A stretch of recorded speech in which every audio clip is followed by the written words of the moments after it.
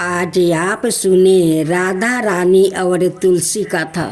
एक बार राधा जी सखी से बोली, सखी तुम श्री कृष्णा की प्रसन्नता के लिए किसी देवता की ऐसी पूजा बताओ जो परम सौभाग्य वर्धक हो।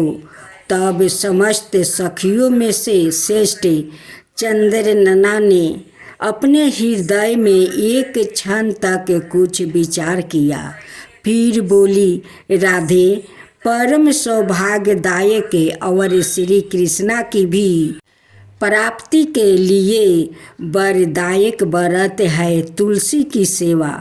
तुम्हें तुलसी सेवन का ही नियम लेना चाहिए, क्योंकि तुलसी का यदि स्पर्श अथवा ध्यान नाम संकीर्तन आरोपण चेतन किया जाए तो महान पुण्य प्रद होता है।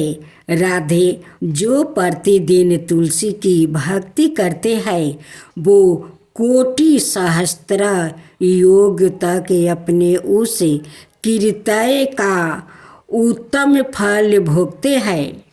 मनुष्यों की लगाई हुई तुलसी जब तक शाखा पर शाखा बीज पुष्पा और सुंदर फूलों के साथ पृथ्वी पर बढ़ती रहती है, तब तक उनके वंश में जो जो जन्म लेता है वो सभी हो हजारों कल्पों तक श्री हरि के धाम में निवास करते हैं। जो तुलसी मंजीरी सिर पर राख कर परन त्याग करता है वो सैकड़ों पापों से युक्त क्यों ना हो, यह में राज उन्हीं और देख भी नहीं सकते। इस प्रकार चंद्रनना की कही बात सुनकर राजेश्वरी श्री राधा ने साक्षात श्री हरि को संतोष करने वाले तुलसी सेवन का व्रत आरंभ किया। केतकी वन में 100 हाथ गोला कर भूमि पर बहुत ऊंचा और अत्यंत मनोहर श्री तुलसी का मंदिर बनवाया, जिसकी दीवार सोने से जड़ी थी और किनारे किनारे पद्मराग मणि लगी थी। वो सुंदर सुंदर पने हीरे और मोतियों के परकोटे से अत्यंत सुशोभित था। उसके चारों ओर परिक्रमा के लिए गली बनाई गई थी, जिसकी भूमि चिंतामणि से मंडित थी। ऐसे तुलसी मंदिर के मध्य में भाग में हरे पल्लवों से सुशोभित तुलसी की स्थापना करके श्री राधा ने अभिजीत मुहूर्त में उनकी सेवा आरंभ किया। श्री राधा जी ने आश्वासन शुक्ल पूर्णिमा से लेकर चैत्र पूर्णिमा तक तुलसी सेवन व्रत का अनुष्ठान किया। व्रत आरंभ करने से उन्होंने प्रति मास पृथक पृथक रस से तुलसी को सींचा। कार्तिक में दूध से, मार्गशीर्ष में ईख से रस से, पूष में दर्छा रस से, माघ में 12 मासी आम के रस से, फागुन मास में अनेक वस्तुओं से मिश्रित मिश्री के रस से और चैत्र मास में पंचमृत से उनका सेचन किया और वैशाख कृष्णा प्रतिपदा के दिन उद्यापन का उत्साह किया। उन्होंने 2 लाख ब्राह्मणों को 56 भोगों से दीर्पित करके वस्तुओं और आभूषणों के साथ दक्षिणा दी। मोटे मोटे दिव्या मोतियों का 1 लाख भरा और स्वर्ण का 1 कुटी भारा श्री गंगाचर्या को दिया। उस समय आकाश से देवता तुलसी मंदिर पर फूलों की वर्षा करने लगे। उसी समय सौरन सिंहासन पर विराजमान हरि प्रिया तुलसी देवी प्रकट हुई। उनके 4 भुजाएं थी, कमल दल के समान विशाल नेत्र थे। 16 बरस की अवस्था और सायम कांति थी। मस्तक पर हेमाम किरीट प्रकाशित था और कानों में कंचनमय कुंडल झलमला रहे थे।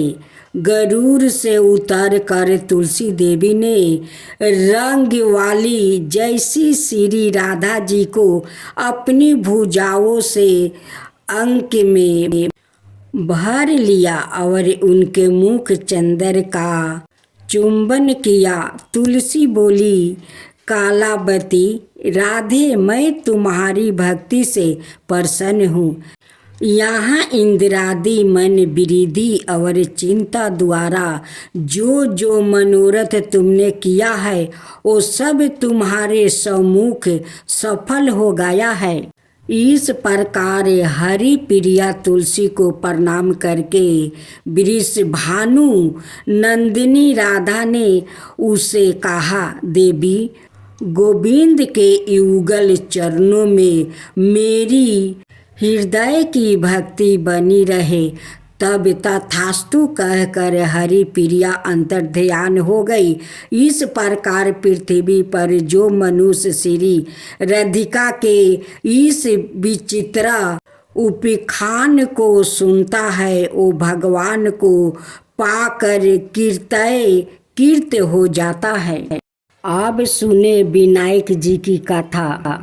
एक बार गणेश जी छोटे बालक के रूप में चिमटी में चावल और चमचे में दूध लेकर निकले। वो हर किसी से कह रहे थे कि कोई मेरी खीर बना दो, कोई मेरी खीर बना दो। वहाँ पर एक बुढ़िया माई बैठी थी। उसने कहा, लाओ मैं बना देती हूँ। वो छोटा सा बर्तन चढ़ाने लगी तो गणेश जी ने कहा कि दादी माँ, छोटी सी भगौनी मत चढ़ाओ, तुम्हारे घर में जो सबसे बड़ा बर्तन हो वो ही चढ़ाओ। बुढ़िया माई ने गणेश जी का मन रखने के लिए 12 बर्तन चढ़ा दिया। वो देखती रह गई कि वो जो थोड़े से चावल उस बड़े बर्तन में डाले थे वो तो पूरा भर गया है। गणेश जी ने कहा, दादी माँ, मैं नहा धोआ कर आता हूँ। जब खीर तैयार हो गई तो बुढ़िया माई के पोते पोती खीर खाने के लिए रोने लगे। बुढ़िया ने कहा, गणेश जी महाराज, तेरे भोग लगाना कह कर चूल्हे में थोड़ी सी खीर डाल दी और कटोरी भर कर बच्चों को दे दिया। बुढ़िया की पड़ोसन ऊपर छत पर से देख रही थी तो बुढ़िया ने सोचा यह चुंगली कर देगी, इसलिए एक कटोरा भर कर उसे भी पकड़ा दिया। बेटे की बहू ने भी चुपके से एक कटोरी खीर ले जाकर खाई और कटोरा चौकी के नीचे छिपा दिया। अभी भी गणेश जी नहा कर नहीं आए थे और बुढ़िया को भी भूख लग रही थी तो वो भी एक कटोरी में खीर निकाल कर केवाड़ के पीछे बैठकर एक बार फिर कहा कि गणेश जी महाराज, आपके भोग लगे। यह कहकर खाना शुरू कर दिया। तभी गणेश जी आ गए।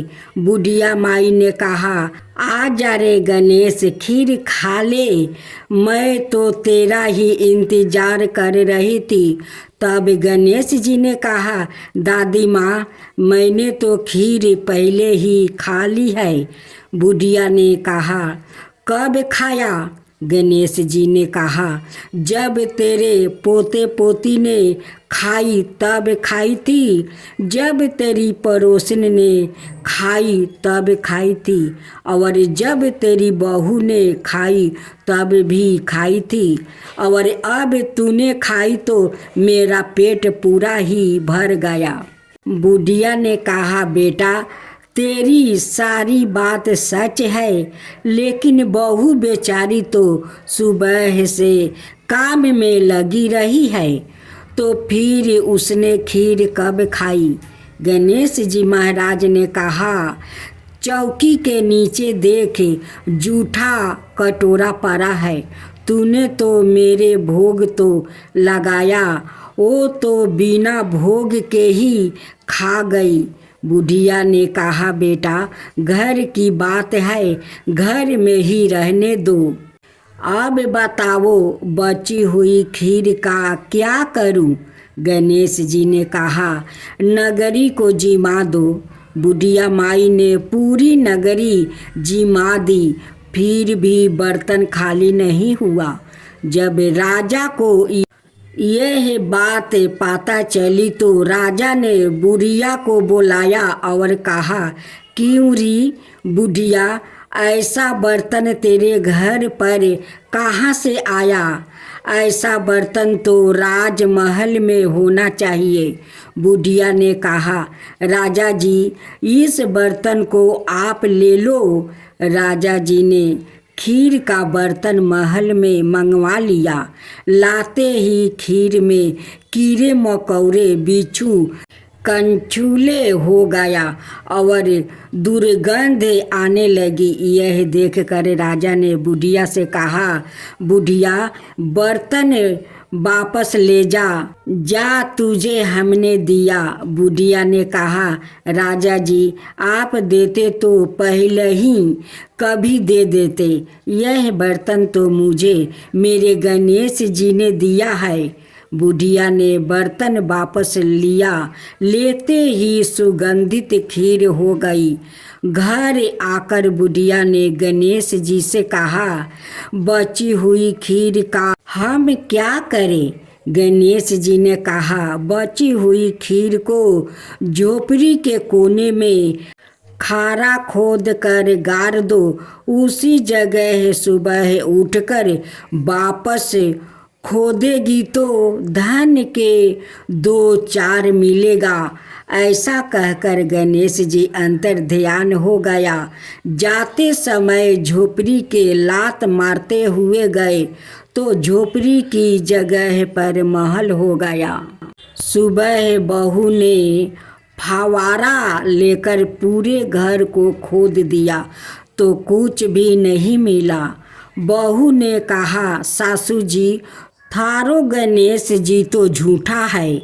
सास ने कहा, बहू मारो गणेश जी झूठो तो नहीं है, ला मैं खोदूं।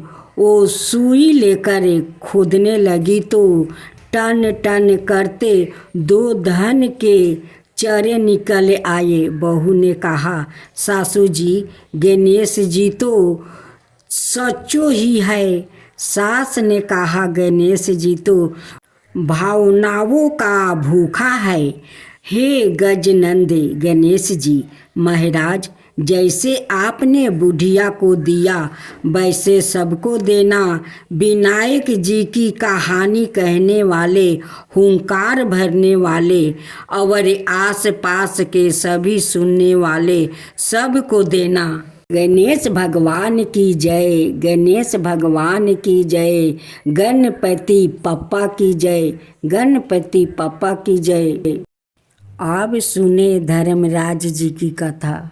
किसी गांव में एक बुढ़िया रहती थी। वो बहुत नियम धर्म से व्रत रखा करती थी। एक दिन भगवान के घर से यमदूत उसे लेने आ गया और वो उनके साथ चल पड़ी। चलते चलते एक गहरी नदी आई तो यमदूत बोले कि माई तूने गौ दान की है या नहीं?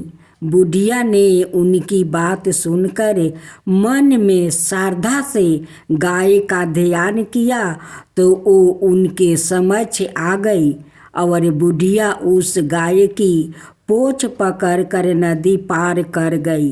वो यमदूत के साथ फिर आगे बढ़ी तो काले कुत्ते आ गया। यमदूत फिर बोले, कुत्ते को खाना दिया था। बुढ़िया ने मन में कुत्ते को ध्यान किया तो वो रास्ते से चले गए। अब बुढ़िया फिर से आगे बढ़ने लगी तो रास्ते में कौवा ने उसके सिर पर चोंच मारनी शुरू कर दिया। तो यमदूत बोले कि ब्राह्मण की बेटी के सिर में तेल लगाया था। बुढ़िया ने ब्राह्मण की बेटी का ध्यान किया तो कौवे ने चोंच मारनी बंद कर दिया। कुछ आगे बढ़ने पर बुढ़िया के पैर में कांटे चुभने लगे तो यमदूत बोले कि खराऊं आदि दान की है। बुढ़िया ने उनका ध्यान किया तो खराऊं उनके पैरों में आ गई। बुढ़िया फिर आगे बढ़ती तो चित्रगुप्त जी ने यमराज से कहा कि आप किसे लेकर आए हो। यमराज जी बोले कि बुढ़िया ने दान पुण्य तो बहुत किया है लेकिन धर्मराज जी का कुछ नहीं किया, इसलिए आगे द्वार इसके लिए बंद है। सारी बात सुनने के बाद बुढ़िया बोली कि आप मुझे सिर्फ 7 दिन के लिए वापस धरती पर भेज दो। मैं धर्मराज जी का व्रत और उद्यापन करके मैं वापस आ जाऊंगा। बुढ़िया माई वापसी धरती पर अपने गांव आ गई और गांव वालों ने उसे भूतनी समझकर अपने दरवाजे बंद कर दिया। वो जब अपने घर गई तो उसके बहू बेटे भी दरवाजे बंद करके बैठ गया। बुढ़िया ने कहा कि मैं भूतनी नहीं हूँ, मैं तो धर्मराज जी की आज्ञा से वापस धरती पर 7 दिन के लिए आई हूँ। इन 7 दिनों में मैं धर्मराज जी का व्रत और उद्यापन करूँगी जिससे मुझे परलोक में जगह मिलेगी। बुढ़िया की बातों से अस्वस्थ होकर बहू बेटे उसके लिए पूजा की सारी सामग्री एकत्रित करते हैं, लेकिन जब बुढ़िया कहानी कहती है तब वो हुंकार नहीं भरते, जिससे बुढ़िया फिर अपनी पड़ोसिन को कहानी सुनाती है और वो हुंकार भरती है। 7 दिन की पूजा व्रत वो उद्यापन के बाद धर्मराज जी बुढ़िया को लेने के लिए विमान भेजते हैं। स्वर्ग का विमान देखे उसके बहू बेटे के साथ सारे गांव वालों भी स्वर्ग जाने को तैयार हो गया। बुढ़िया ने कहा कि तुम कहाँ तैयार हो रहे हो? मेरी कहानी तो केवल पड़ोसिन ने सुनी है, इसलिए वही साथ जाएगी। सारे गांव वालों बुढ़िया से धर्मराज जी की कहानी सुनने का आग्रह करते हैं। तब बुढ़िया उन्हें कहानी सुना देती है। कहानी सुनने के बाद सारे ग्रामवासी विमान में बैठकर स्वर्ग जाते हैं। तो धर्मराज जी कहते हैं, मैंने तो विमान केवल बुढ़िया को लेने के लिए भेजा था। बुढ़िया माई कहती है कि हे धर्मराज, मैंने जो भी पुण्य किया है उनमें से आधा भाग आप गांव वालों को दे दो। इस तरह से धर्मराज जी ने ग्रामवासियों को भी स्वर्ग में जगह दे दिया। हे धर्मराज महाराज, जैसे आपने बुढ़िया का साथ सभी गांव वालों को भी स्वर्ग में जगह दी, उसी तरह से हमें भी देना। कहानी सुन कर हुंकार भरने वालों को भी और कहानी कहने वालों को भी जगह देना। धर्मराज महाराज जी की जय, यमराज जी की जय। अब सुनेंगे नीत नेम बाबा की कथा। किसी गांव में एक छोटी सी लड़की रहती थी। वो रोज नियम से नीत नेम बाबा की पूजा करती थी। उसकी भाभी रोज उससे कहती कि काम की ना काज की, बस सारा दिन नीत नेम करती रहती है। भाभी की कड़वी बातों सुनकर एक दिन वो अपनी एक टांग पर खड़ी हो गई और बोली, हे नीत नेम बाबा, अगर मैं सच्चे मन से आपकी पूजा करती हूँ तो आप सोने की मूर्ति बनाकर मंदिर में विराजो। यह बात सुनकर भगवान का सिंहासन भी डोल गया। भगवान सोचने लगे कि एक छोटी सी लड़की तप कर रही है तो नीत नेम बाबा सोने की मूर्ति बनाकर मंदिर में विराजमान हो गया। जब लड़की ने आंख खोली तो देखा कि नीत नेम बाबा की सोने की मूर्ति आले में रखी है। अब उसने आवाज लगाई, भाभी देख लो नीत नेम बाबा। माँ देखो नीत नेम बाबा। माँ भी अब नीत नेम बाबा को धावे और भाभी भी नीत नेम बाबा को धावे। हे नीत नेम बाबा, जैसे आपने उस छोटी सी लड़की का सत रखा, कहने वाला का भी, सुनने वाला का भी और हुंकार भरने वालों